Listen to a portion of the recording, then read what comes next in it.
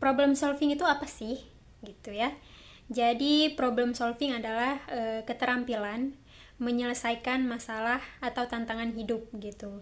Jadi sebenarnya problem solving ini bukan cuma keterampilan aja, tapi dia juga merupakan seni dalam kita menyelesaikan setiap masalah yang kita hadapi dalam menjalani proses kehidupan kita gitu. Itu namanya problem solving.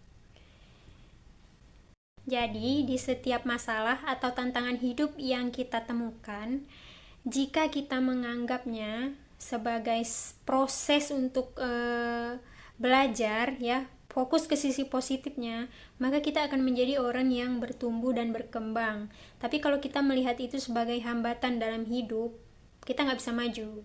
Karena kita udah duluan negative thinking, udah nganggap bahwa kayaknya aku terhenti nih di jalan ini, bukannya malah maju, tapi kita malah berpikir bahwa ini adalah hambatan untuk kita berhenti mencoba gitu. Jadi ketika kita diberikan masalah lalu kita fokus ke solusinya, ya, solusi dari masalah yang kita temukan, maka kita bisa menjadikan masalah yang kita hadapi itu sebagai peluang, ya.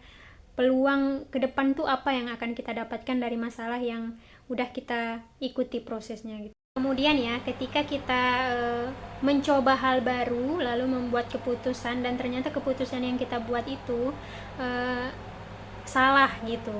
Sebenarnya itu bukan gagal, ya. Malah itu adalah tempat kamu untuk belajar gitu. Dengan kegagalanmu hari ini, ketika di masa depan nanti kamu dihadapkan lagi dengan situasi yang sama pada hari ini, kamu udah tahu bagaimana cara menyelesaikannya, karena kamu udah punya pengalaman dulu. Jadi gagal-gagalnya kamu itu adalah tempat kamu belajar gitu, ya, berproses. Ketika kamu punya masalah nih, ya, lalu kamu kan tadi dibilang lihat dari sisi positifnya, maksudnya gimana? Coba kamu cerna, ketika kamu dikasih masalah ini, berarti Allah itu mau kamu gimana gitu. Apa yang Allah mau dari kamu dengan cara memberikan masalah itu gitu.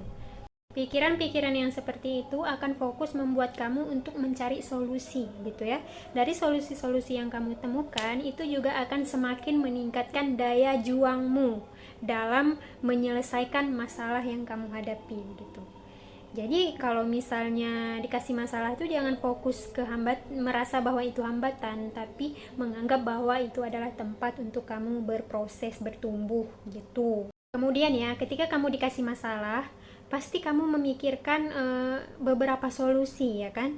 Nah, dari beberapa solusi ini juga akan melahirkan kreativitas kamu akan semakin tinggi dalam menghadapi apapun itu gitu, karena kamu punya solusinya nggak satu, kamu punya beberapa opsi gitu. Dari opsi-opsi yang kamu miliki ini, kreativitas kamu dalam menjalani apapun itu akan semakin meningkat.